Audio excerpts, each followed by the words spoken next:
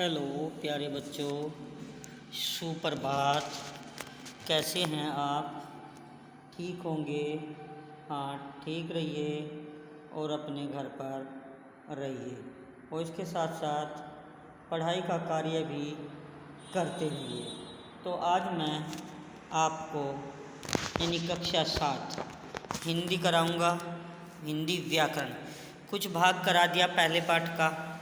तो आज चलते हैं हम मानक भाषा। इससे पहले मैंने करा दिया भाषा के भेद। समय के आधार पर भेद होते हैं मौखिक, लिखित और सांकेतिक। फिर स्थान के आधार पर होते हैं मातृभाषा, प्रादेशिक भाषा, राष्ट्रभाषा, अंतर्राष्ट्रीय भाषा और बोली। तो इसके बाद चलते हैं हम आज मानक भाषा, स्टैंडर्ड लैंग्वेज। जिस भाषा को व्याकरण के नियमों से अनुशासित किया जाता है वह मानक भाषा कहलाती है। व्याकरण के नियमों में बद्ध होने के कारण भाषा में एक रूपता आती है। भाषा सरल, सुबोध, स्पष्ट तथा भ्रांति रूप ग्रहण करती है। यानी क्या कहा? भाषा को व्याकरण के नियमों से अनुशासित किया जाता है वह मानक भाषा कहलाती है। व्याकरण के नियमों में बद्ध यानी बंधी होने के कारण भाषा में एक रूपता आती है। भाषा सरल, सुबोध, स्पष्ट तथा भ्रांतिहीन रूप ग्रहण करती है। अब चलते हैं हिंदी के मानक वर्ण और वर्तनी। केंद्रीय हिंदी निदेशालय के अनुसार मानक हिंदी वर्तनी संबंधी मुख्य बिंदु। नंबर 1 रिरी लरै का प्रयोग हिंदी में न होने के कारण इन्हें हिंदी की मानक वर्णमाला में स्थान नहीं दिया गया है। अर्थात रिरी लरै ये 3 वर्ण जो हैं अब इनका प्रयोग हिंदी वर्णमाला में नहीं हो रहा है। नंबर 2 संयुक्त पाई हटाकर घुंडी को आधा कर तथा हलंत लगाकर बनाए जाते हैं। जैसे बच्चा, पक्का,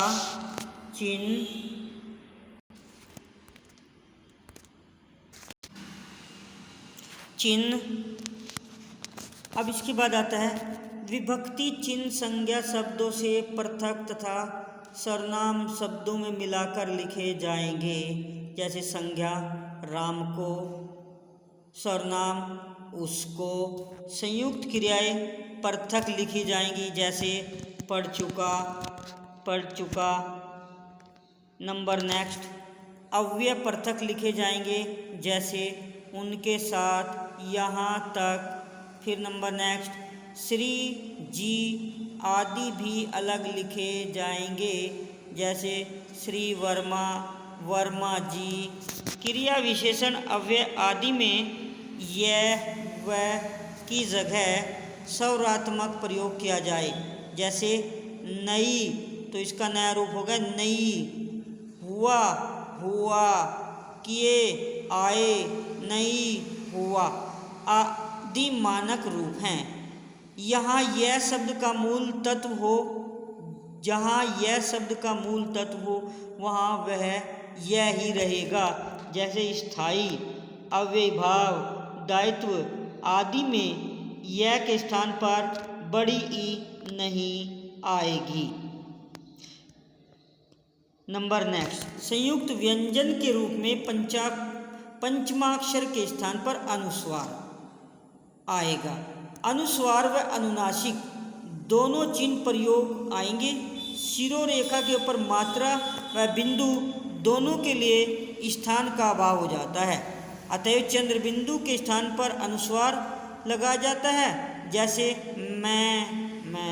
अन्यत्र चंद्र बिंदु का प्रयोग किया जाना चाहिए। तो प्यारे बच्चों, इसमें 2 चीज़ आई हैं। वैसे तो आगे चैप्टर में आएगा ये अनुस्वार और अनुनासिक। अनुस्वार वे वर्ण होते हैं जो केवल नाक की सहायता से बोले जाते हैं। अर्थात अनुस्वार वर्णों का उच्चारण करते समय वायु केवल हमारे नाक से बाहर निकलती है। जैसे मन, अंग, तंग और अनुनासिक जो होता है, अनुनासिक में वायु जो है हमारे मुख और नाक दोनों से बाहर निकलती है, जैसे चांद, माँ। तो इनमें जो होता है मुंह पूरा खुलता है, नाक भी खुली रहती है। अब नेक्स्ट पर नंबर कह, ख, ग, ज, फ में ये ध्वनियाँ हिंदी उच्चारण में परिवर्तित हो गई हैं। केवल ज और फ अभी भी प्रयोग में हैं। फारसी या अंग्रेजी मूलक शब्दों में इनका प्रयोग मानक है। कुछ शब्द दोनों रूपों में मानक है यानी माने जाते हैं, जैसे सर्दी, स, द के पीछे बड़ी की मात्रा और ऊपर रे, ऐसे भी सर्दी लिखी जाती है।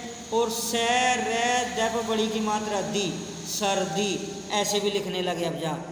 ग, द के ऊपर रे, न, गर्दन, और सीधा आप लिखने लगे ग, रे, द, न आदि। ये रे जिस शब्द पर लगता है, जिस वर्ण पर लगता है, उससे पहले बोला जाता है। शब्द के अंत का हलंत हिंदी में लुप्त हो चुका है।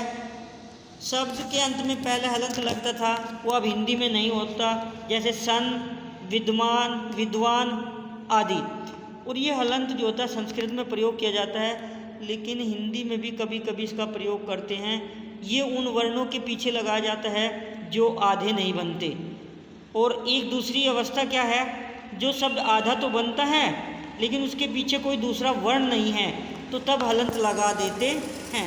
हलंत लगाकर उसको पूरा वर्ण बना देते हैं, लेकिन पढ़ा जाएगा वो आधा ही वर्ण। तत्सम शब्दों में 3 व्यंजनों के संयोग की स्थिति में एक द्वित्व मूलक व्यंजन लुप्त हो गया है, उसे न लिखने की छूट है। जैसे अर्ध, ए, द, ध के ऊपर रे, अर्ध, तो अब लिखा जाने लगा अर्ध, ए, ध के ऊपर रे, अर्ध। ते, अध, ते, व, तत्व, 2 ते बने आधे आधे, लेकिन अब इसको लिखने लगे ते, अध, ते, व, तत्व। नेक्स्ट नंबर, तत्सम शब्दों के तद्भव हो जाने पर विसर्ग का लोप हो जाता है। जैसे दुख, तो ये बन गया दुख। तत्सम शब्दों के तद्भव हो जाने पर विसर्ग का लोप हो जाता है। जैसे दुख, तो दुख। पूर्वकालिक प्रत्यय पर प्रत्यय कर क्रिया से मिलाकर लिखा जाए, जैसे दौड़कर, पढ़कर। अब आते हैं हमारे हिंदी भाषा का महत्व। Importance of Hindi language. क्या है हमारी हिंदी भाषा का महत्व? हिंदी हिंदुस्तान के एक विशाल भूभाग की भाषा है, यानी हिंदी जो है हिंदुस्तान के बहुत से भूभाग यानी बहुत बड़े क्षेत्र में बोली जाती है, समझी जाती है। यह अनेक राज्यों की भाषा है। अंतर्राष्ट्रीय स्तर पर भी इसका विकास हो रहा है। सार्वजनिक स्थानों में हिंदी भाषा का प्रयोग लगातार बढ़ रहा है। हिंदी भाषा की कुछ विशेषताएं निम्नलिखित हैं जो इसके महत्व को दर्शाती हैं। बच्चों, देखा होगा आपने, कहीं आप रेलवे स्टेशन पर चले जाओ और बस स्टैंड पर चले जाओ तो वहाँ पर हिंदी में शब्द लिखे रहते हैं कि आज का विचार। तो वो धीरे धीरे इसका प्रचलन हर जगह बढ़ता जा रहा है। तो अब चलते हैं मेरे बच्चों, नंबर पॉइंट है, इस भाषा में जो बोला जाता है वही लिखा जाता है, अतः यह भाषा पर्याप्त वैज्ञानिक है, यानी पूरी तरह से वैज्ञानिक तथ्यों पर आधारित है। क्योंकि हिंदी ही एक ऐसी भाषा है जो बोला जा रहा है वही लिखा जा रहा है, बल्कि और कोई सी भाषा लगभग ऐसी नहीं है जिसमें जो बोला जाए और वही लिखा जाए। तो अब चलते हैं नेक्स्ट नंबर आता है, इसके पास विपुल शब्द भंडार है। विपुल बहुत बड़ा, इसके पास बहुत बड़ा शब्द भंडार है, यानी इसका भंडार शब्दों का बहुत बड़ा है। नेक्स्ट नंबर, यह सृजनात्मक साहित्य की भाषा के रूप में विकसित हुई है। सृजन करने वाली, बनाने वाली। यह सरल, व्यावहारिक और जीवंत भाषा है। सरल भी है, व्यावहारिक भी है और जीवंत भी है, जीती जागती। व्यावहारिक, व्यवहार में हम रोज़ प्रतिदिन इसका प्रयोग करते हैं। नंबर नेक्स्ट, यह भारत की एकता का माध्यम रही है। ये जो हमारी हिंदी भाषा है ये भारत की एकता का माध्यम रही है। इसने अनेकता को एकता में पिरो दिया है। यह सामाजिक सांस्कृतिक संप्रेषण का माध्यम है। संप्रेषण होता है वार्तालाप। यह सामाजिक सांस्कृतिक वार्तालाप का एक माध्यम, एक साधन है। ज्ञान विज्ञान की शिक्षा देने में यह भाषा पर्याप्त सक्षम है। ज्ञान विज्ञान की जो भाषा यानी शिक्षा दी जाएगी ज्ञान और विज्ञान के बारे में, तो यह पर्याप्त है, पूरी है।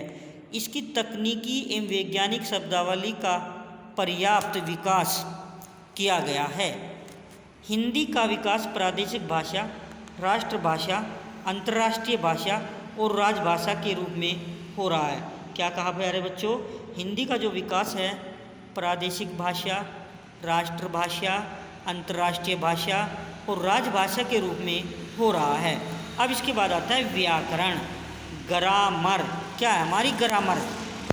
अब जब तक हम किसी भी हिंदी की हो या कोई भी ग्रामर नहीं समझेंगे तो हम हिंदी की कुछ भी नहीं समझ सकते हिंदी के बारे में।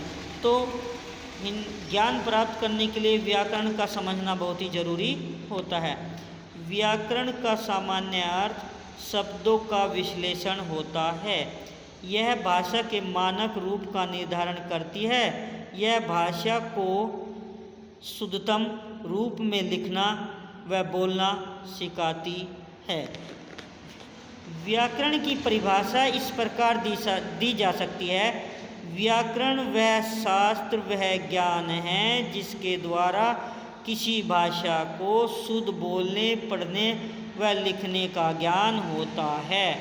व्याकरण वह माध्यम है, वह साधन है जिसके द्वारा हम शुद्ध व क्रमबद्ध लिखना, पढ़ना व बोलना सीखते हैं।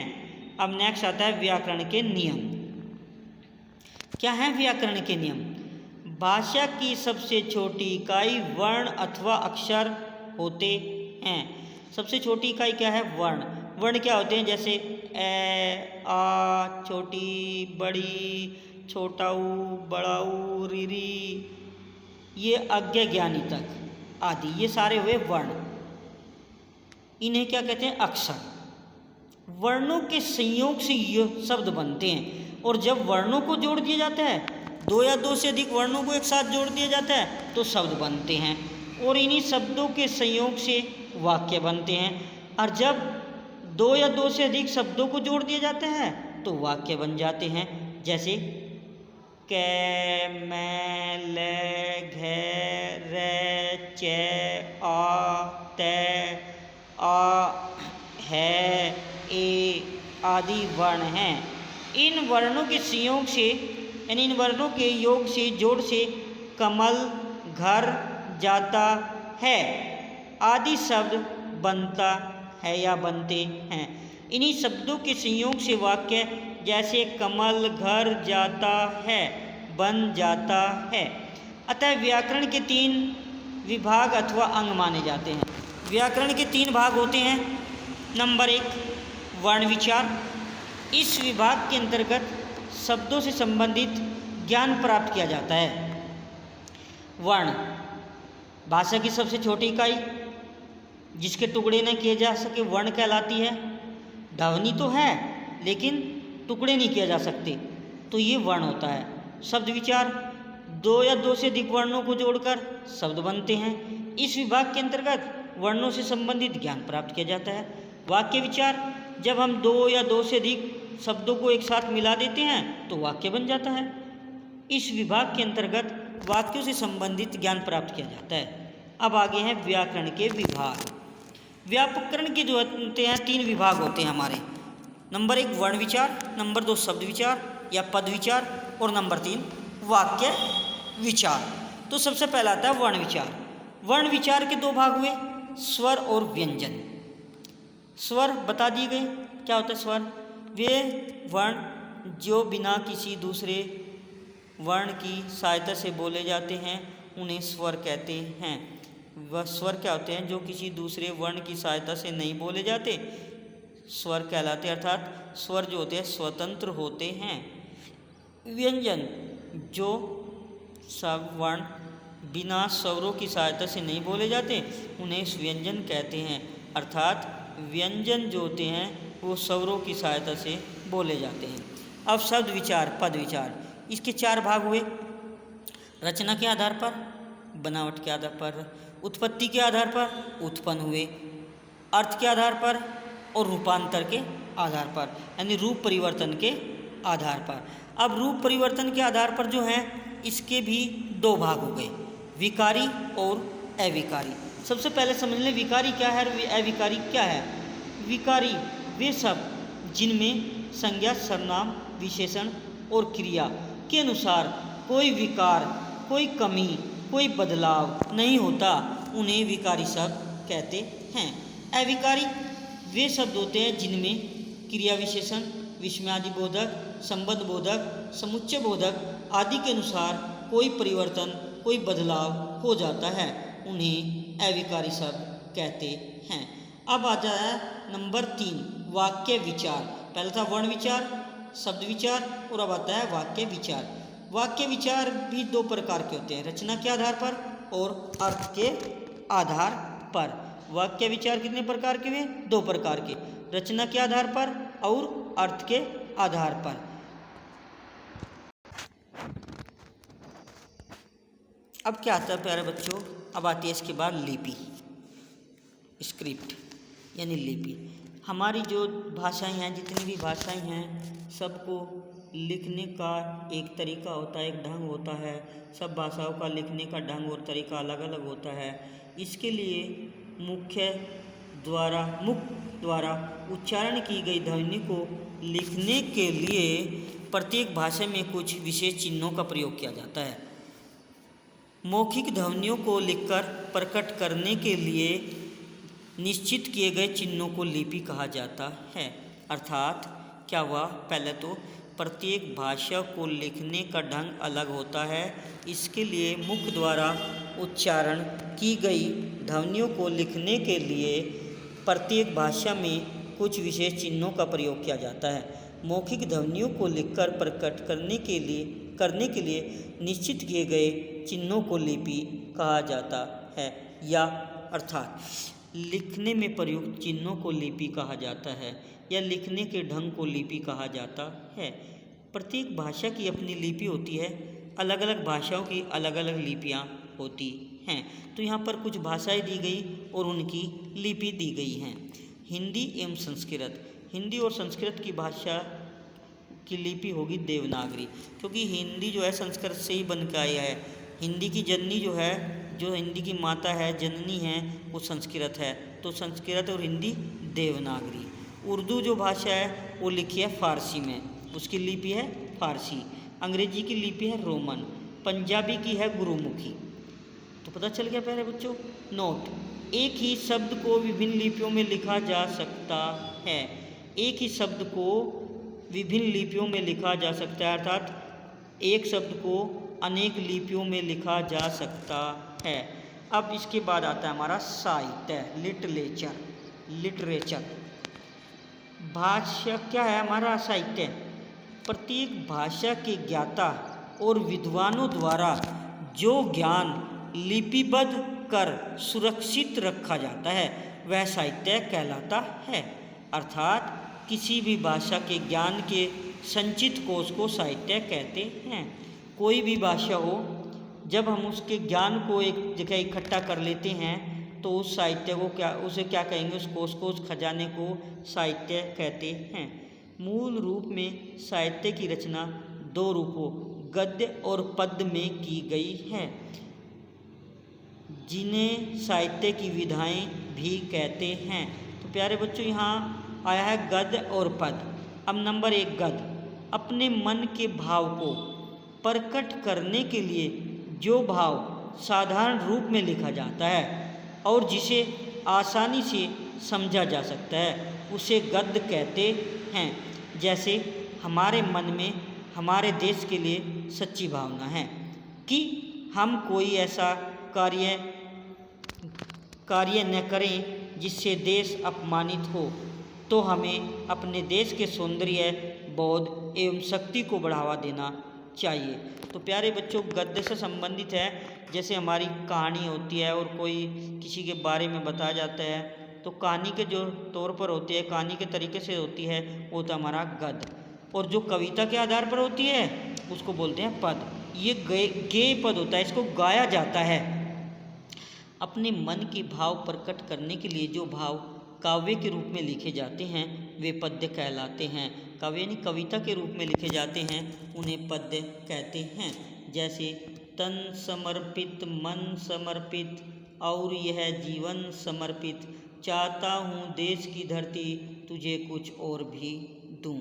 तो कवि ने क्या कहा है, हे भारत माता, हे हमारे देश की धरती माता, मैं तुम्हें अपना तन, शरीर, अपना मन और अपना सब जीवन भी समर्पित करना चाहता हूँ देश की धरती तुझे कुछ और भी दूँ।